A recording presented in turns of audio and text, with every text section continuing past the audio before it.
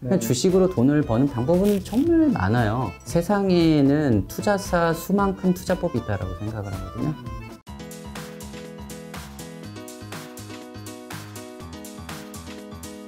오늘 주제는 바로 주식 투자 홀로 소기 편입니다. 지금 근무하신 지는 몇 년 되신 거죠? 금융업계?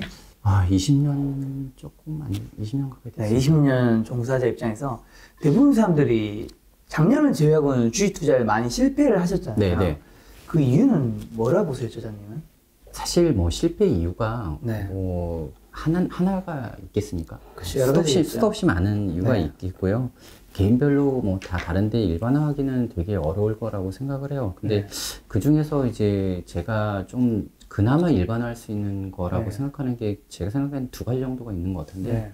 첫 번째로는 노력에 비해서 과한 것을 원하세요. 그러니까 사실 주식 투자를 하시는 분들의 상당 부분이 돈을 벌려는 욕심이 되게 있으신 거잖아요. 네. 뭐그 욕심 자체가 나쁘다는 건 아니에요. 그게 동력이 되니까. 근데 그 과정에서 노력은 그렇게 하지 않으시는 분들이 꽤 있으세요. 그러니까 주식 투자에 성공하려고 그러면은 주식 공부도 많이 해야 되고 그 주식을 갖다가 보유하면서 드는 멘탈 관리 이런 것도 되게 중요한데 네. 그런 거에 대한 수련도 안 하시고 그냥 이제 수익을 기대하시는 그러니까 노력에 비해서 과한 네. 욕심을 가져가시는 요게 이제 가장 큰 첫 번째 실패 요인인 거라고 생각을 하고 있고요. 두 번째로는 그 생각보다 성향과 투자의 상관관계가 저는 꽤 있다라고 생각을 하거든요.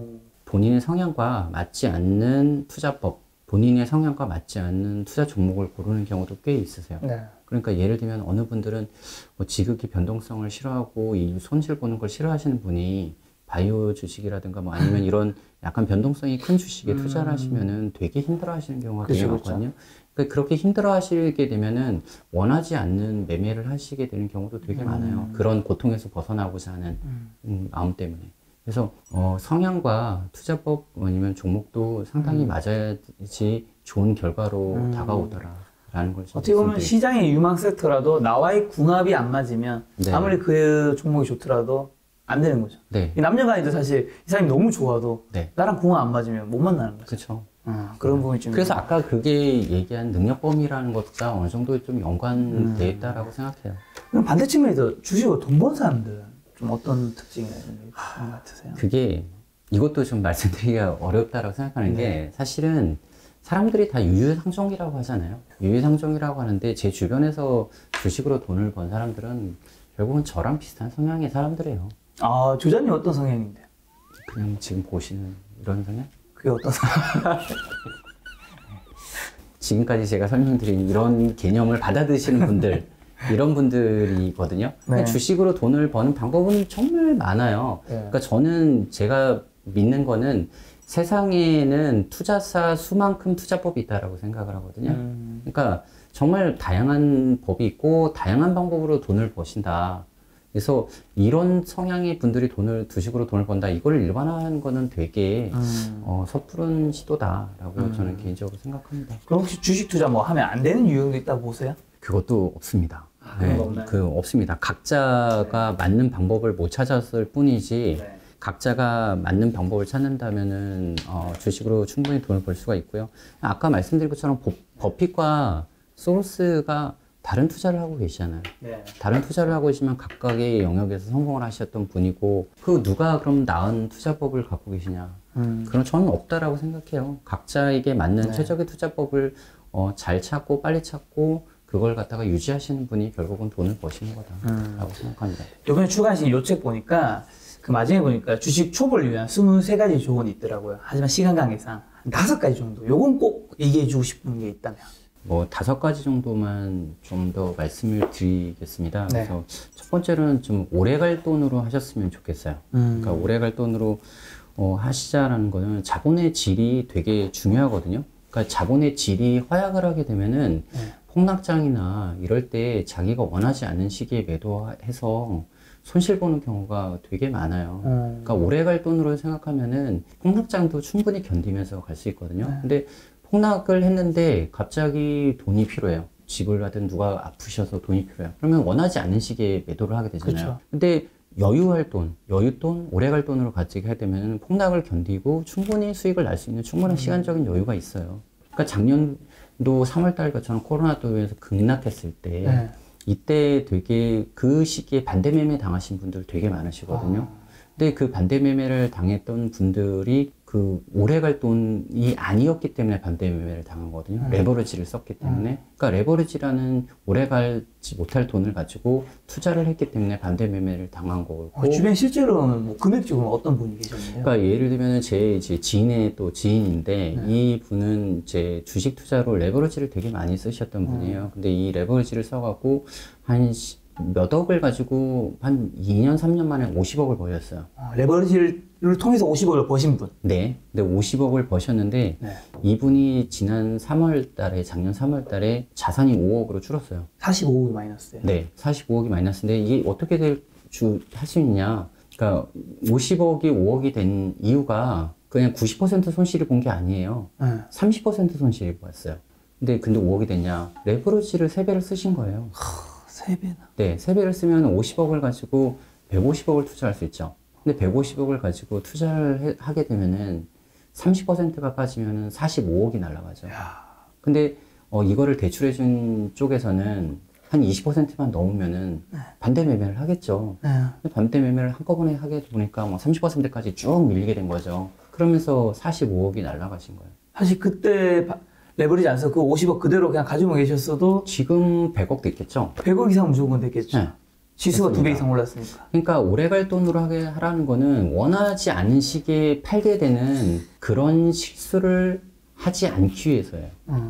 그러니까 우리가 살아가게 되면서 정말 급전이 필요한 시기가 되게 많을 거예요. 네. 갑자기 가족 중에 누가 아프실 수도 있고, 갑자기 아파트 잔금을 내야 될 시기도 있고, 그러니까 이런 돈으로 주식을 투자를 하게 됐을 경우는 상당히 이러한 뭐 갑자기 급락장을 맞이하거나 이럴 때 원하지 않는 시기인데 원하지 않는 가격에 팔게 되는 경우가 왕왕 있어요. 그래서 저는 주식 투자를 안전하게 오래 하시려면은 정말 오래 갈 수 있는 여윳돈으로 하시는 게 무엇보다도 중요하다고 생각합니다. 알겠습니다.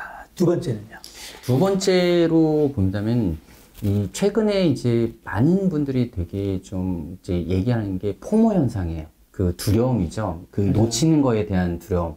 네, Fear of Missing Out이라고 하는 이제 이 놓치는 거에 대한 두려움. 그래서 주식 오르고 아파트 오르고 그러니까 나만 못하는 거. 요즘 뭐 그래서 벼락거지란 말도 있고. 네, 뭐 현금 들고 있는 걸 되게 불안해하시죠. 근데 저는 현금 들고 있는 거를 갖다가 절대 창피하지 않으시라고 생각을 해요. 내가 능력이 안 되는데 그걸 가지고서 그냥 무조건 투자해야 된다는 이런 사고에 집착을 해서 뭔가 투자를 하게 되면 오히려 실수할 확률이 훨씬 더 높고요. 그다음에 현금을 들고 있으면은 장점이 뭐냐면은 정말 기회가 생겼을 때 돈을 쏠 수 있는 이런 기회를 잡을 수 있어요. 그러니까 현금을 들고 있는 거를 절대 창피하지 않으시면은 좋을 것 같아요. 세 번째는요? 세 번째로는 누군가 나한테 뭔가를 팔려는 사람들을 좀 조심하시는 게 좋을 것 같아요. 그러니까 예를 들면은 우리가 주식 얘기를 할 때 너 어떤 종목 좋니? 라고 물어보잖아요. 그러면 거의 대부분 선의로 얘기해 주지 않아요. 선의로 얘기하지 않고 그 사람이 가지고 있는 종목을 얘기를 해요. 따라서 모르니까. 이 사람이 어떻게든지 자기 종목 사게 해서 이렇게 하려고. 네, 이 사람이 뭔가 산다고 해서 주가가 오를 거라고 생각하지 않지만 그래도 자기가 가지고 있는 종목을 홍보해서 이 사람을 통해서 다른 사람한테 홍보되고 이런 걸 원하거든요. 그러니까 거의 대부분 이런 식이에요. 그리고 IR을 가도 마찬가지예요. IR을 가서 전화를 하거나 할 때 IR이 자기 회사 나쁘게 얘기하는 사람이 있을까요? 없죠. 뭐 객관적으로 얘기해서 조금 안 좋다 할 수 있지만 거의 대부분 그래도 좋을 거다라는 식으로 얘기를 해요. 그러니까 항상 누군가가 얘기할 때 이해관계가 섞여 있는 사람들과 얘기를 했을 때는 항상 주의해서 들으셔야 돼요. 그래서 그러니까 만약에 어떤 거에 대해서 알고 싶을 때는 그거의 관계자보다는 그 관계 없는 전문가 쪽과 상담하시는 게 훨씬 더 유리합니다. 저는 이 부분이 너무 공감 가는 게 사실 김작가 TV도 구독자 수가 어느 정도 되다 보니까 특히 바이오 상장사에서 연락이 되게 많이 오세요. 이런 기업 공개 설명회 같은 거를 여기서 비슷하게 하고 싶다. 우리가 비용을 지불하겠다. 근데 지금 그걸 못 하겠는 이유가 당연히 좋은 얘기 위주로 할 거잖아요. 맞아요. 그래서 이게 균형이 무너지고 그 방송을 본 사람들은 그거 보고 사게 될 것이고 그런 피해들이 발생할 수 좀 있을 것 같아서 현명하신 결정이라고 생각합니다. 자, 다음은요. 이거의 아까의 반대적인 건데 내가 가진 종목에 대해서 얘기 안 하는 게 좋아요. 왜요? 예, 내가 어디에 투자했는지 이제 이야기를 하는 순간 행동에 상당한 제약이 발생을 해요. 그러니까 내가 이제 어느 회사를 추천했어요. 나 이 주식을 갖고 있어. 네. 이렇게 얘기를 했어요. 네. 근데 나는 어떤 이유 때문에 이 회사의 주식을 샀어요. 근데 내가 이야기를 했어요. 근데 이 사람이, 와, 너 그렇구나. 이 사람이 알아요. 근데 내가 다시 이렇게 보다가 주가가 떨어지기 시작하고, 뭐, 아니, 근데 봤더니만은 이 회사가 생각했던 이 정도가 아니야. 그럼 자기의 실수를 인정하고 팔면 되거든요. 팔면 되죠. 네, 근데 내가 이걸 갖다가 팔기 시작하면 이 사람이 내가 이 주식을 갖고 있는 걸 알고 있다는 걸 알기 때문에 내가 실수를 했다거나 아니면 내가 능력이 부족하다는 걸 갖다가 이 사람이 알게 된다는 거에 대해서 부끄러워요. 아, 그럴 수 있죠. 그럴 수 있죠. 부끄러워요. 그렇기 때문에 그거를 갖다가 주저하는 경우도 꽤 많아요. 그러니까 꼭 그렇지는 않지만 그런 식으로 내가 뱉어놓은 말에 주워 담을 수가 없기 때문에 그 말에 대한 책임이라든가 아니면은 이런 것 때문에 창피함 때문에 행동을 못하는 경우가 꽤 많아요. 저도 실제 그런 적이 있어요. 네. 저도 가까운 분한테 알려줬다가 네. 떨어지는 거예요. 팔지도 못하고. 그러니까 내가 내가 얘기를 했는데 이 사람이 날 따라서 샀어. 근데 내가 먼저 팔게 되잖아요. 내가 틀렸다라는 걸 인정하고 내가 팔게 되면 이 사람이 날 욕할 거고. 그러니까 뭐 이런 것도 되게 많거든요. 안 팔았을 때는 아니다. 지금 기다리면 된다. 네. 조만간 오를 거다. 네. 네. 그러니까 웬만하면은 주식 얘기를, 그러니까 정말 그런 거에 대한 부담이 없는 네. 이런 사람들과만 하는 게 좋지, 여기저기 자기가 투자한 종목, 자기가 산 종목, 이런 거 안 떠드는 게 좋고, 그런 걸 얘기하는 사람들의 얘기도 네. 그렇게 듣지 않는 것도 좋은 방법입니다, 실전에서는.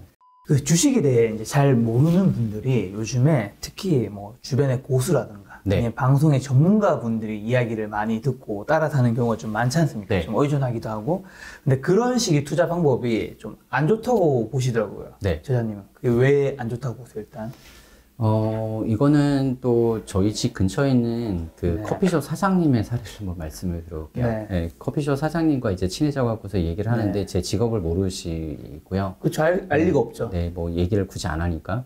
근데 이분이 얘기할 때 이제 주식이 워낙 이제 열풍이다 보니까 네. 주식 얘기를 많이 하세요. 그래서 자기가 이런 주식을 샀는데 손해가 났다. 그래서 궁금하니까 어떻게 주식을 사시게 됐어요? 그랬더니만은 자기가 그 어디 단톡방에 들어갔대요. 단톡방에 어떤 고수가 있대. 네. 그래서 그 고수가 이 종목을 사라고 그랬다. 그래서 샀다. 샀는데 떨어져요. 떨어지고서 손실이 많이 봤어요. 그래서 어떻게 했냐 그랬더니만은 가지고 있대. 그래서 왜 안 파시냐고 그랬더니만 그 고수가 팔라는 얘기를 안 했다. 그러면 다른 거기 단톡방에 있던 사람들 어떠냐? 단톡방 사람들이 계속 줄어든대요. 그래서 손실 보고 마이너스니까 뭐 성투하세요 하면서 나가신다고 네. 자꾸 그런 얘기를 하시더라고요. 네. 그러니까 저는 이분의 사례가 그렇다고 생각을 해요. 세상에 선의를 가지고 남의 돈을 벌어줄 사람 있을까요? 아니요, 없습니다. 없다고 생각합니다. 네. 만에 하나 선의를 가지고 그걸 갖다가 해주는 사람이 있다고 하더라도 그 사람이 나랑 24시간 연결이 될까요? 아니죠. 내가 필요한 순간에 마음 편하게 전화해서 물어볼 수 있을까요? 네. 저는 그런 사람 없다고 생각해요. 그러니까 주식 투자를 하면서 이 남에게 의존하는 순간 여러분들의 의사결정은 그 투자 이익에 올바른 방향으로 진행되지 않을 확률이 상당히 높습니다. 그래서 홀로 서기를 해야 합니다. 그럼요. 그런 측면에서 사실 저도 김 작가TV 하나를 뭐 솔직하게 고백을 하자면 저도 이제 유튜브에 굉장히 많은 영상을 만들잖아요. 네. 이 영상의 뭐 내용들을 자세히 들어보면 뭐 이렇게 열심히 잘 투자를 해서 여러분들이 뭐 돈을 벌었으면 좋겠다라는 뭐 그런 내용들이 많은 거잖아요. 근데 만약 근원적으로 제가 이 영상을 만드는 이유를 누가 저한테 물어본다면 저는 이 유튜브를 통해서 돈을 벌고 싶다라는 게 제 첫 번째 원인 것 같아요. 시청자분이 돈을 벌기보다는. 네. 근데 저는 이거를 이제 잘하기 위해서 더 열심히 정말 좋은 영상을 만드는 제 이기적 욕망이 있는 거죠. 시청자분들도 자신들의 이제 돈을 벌기 위한 그 이기적 욕망이 있을 수 있는 거잖아요. 근데 다만 이 이기적 욕망에 이제 잘못된 것들이 없다면, 서로가 만난다면, 이게 서로가 좋은 결과를 맞이해서 이제 좋은 것들이 이루어진다 생각하거든요. 네. 근데 이제 그 시작은 어쨌든 저도 시청자를 먼저 생각해서 만드는 건 아닐 수 있다라는 거. 아주 솔직하게 말씀드리면. 너무나 자연스러운 네. 경제적 동기인 것 같은데요? 그렇죠. 네. 다만 이제 그 안에서 가정에서 어떤 잘못된 것들이 있으면 그건 당연히 문제가 되는 거고. 그리고 저자님 말씀하신 대로 그 전문가 이야기를 듣더라도 그 전문가와 내가 24시간 함께 할 수는 없으니까 네. 홀로서기를 해야 한다라는 말씀이신 것 같은데, 또 이 베스트 애널리스트님께서 저자님께서 이제 말씀해 주신 주식 홀로서기 8단계가 뭐냐면, 제가 가볍게만 한번 설명을 드리면, 1단계가 어떤 투자를 하고 싶은지 결정하라. 2단계가 주식 투자의 기본 개념을 숙지하라. 세 번째가 주식을 공부하지 말고 기업을 공부하라. 저는 이 말이 되게 좋더라고요. 네. 사실. 네 번째가 좋은 기업 찾기는 사업보고에서 시작하라. 사실 사업보고서 안 보신 분 너무 많잖아요. 네. 어떻게 보는지 모르시는 분들도 있고.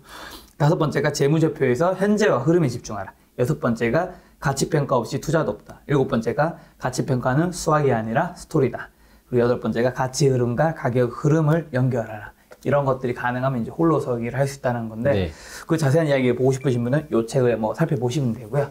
오늘 만남의 손님은 송선재 저자님이었습니다. 지금까지 여러분의 소중한 시간 함께 해주셔서 정말 감사합니다. 오늘도 김 작가였습니다. 고생 많으셨습니다. 감사합니다.